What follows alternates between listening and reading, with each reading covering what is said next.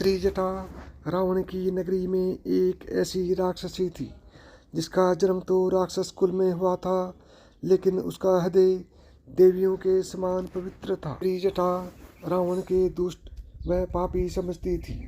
वह भगवान विष्णु में विश्वास रखती थी।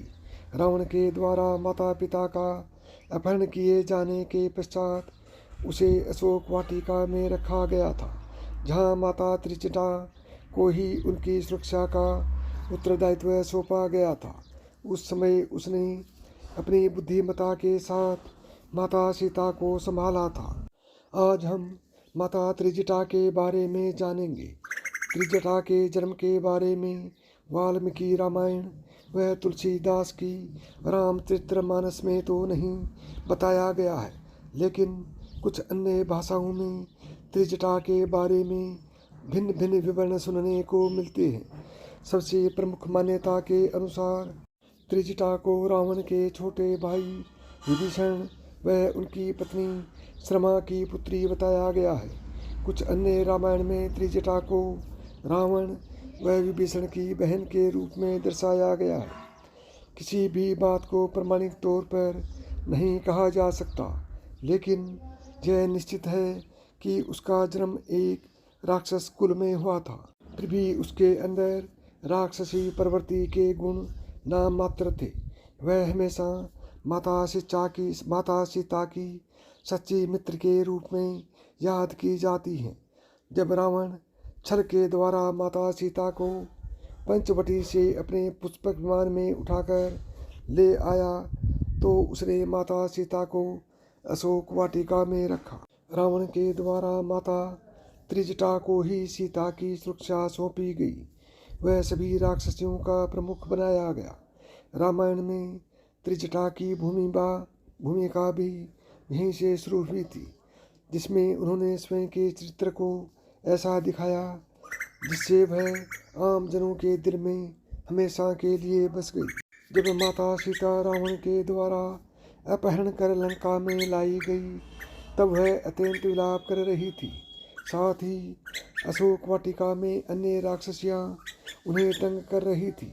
यह देखकर त्रिजटा ने अपनी बुद्धिमत्ता से बाकी राक्षसियों को चुप करा दिया था।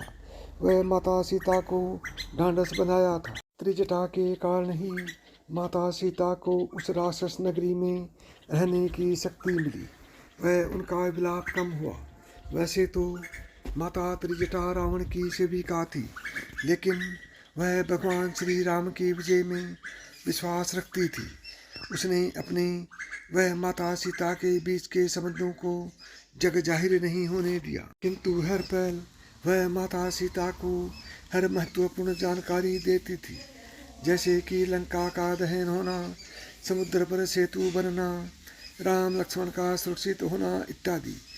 त्रिजटा के द्वारा समय समय पर माता सीता को जानकारी देते रहने से उनकी हिम्मत बंधी रहती थी। अंत में भगवान श्री राम व दशानन रावण के बीच भयंकर युद्ध हुआ। वह उसमें रावण मारा गया। इसके पश्चात विभीषण को लंका का अधिपति बनाया गया। उन्होंने तुरंत माता सीता को मुक्त करने का आदेश जारी कर दिया। त्रिजटा माता सीता के जाने से तो दुखी थी, लेकिन प्रसन्न भी थी कि अब सब विपत्ति टल गई। अग्नि परीक्षा के बाद जब माता सीता भगवान श्री राम के पास आई, तब उन्होंने माता त्रिजटा के वात्सल्य व प्रेम के बारे में उन्हें बताया। यह सुनकर सभी बहुत खुश हुए। वह भगवान राम व माता सीता ने त्रिजटा को इतने पुरस्कार दिए कि अब जीवन भर उन्हें कुछ करने की आवश्यकता नहीं थी। साथ ही त्रिजटा को लंका में भी विभीषण के द्वारा अहम उत्तरदायित्व व उचित सम्मान दिया गया। तो साथियों, यदि आप अपने ऊपर भगवान श्री कृष्ण की कृपा चाहते हैं तो मिदास की कहानियाँ यूट्यूब चैनल को अभी सब्सक्राइब करें। जय श्री कृष्ण।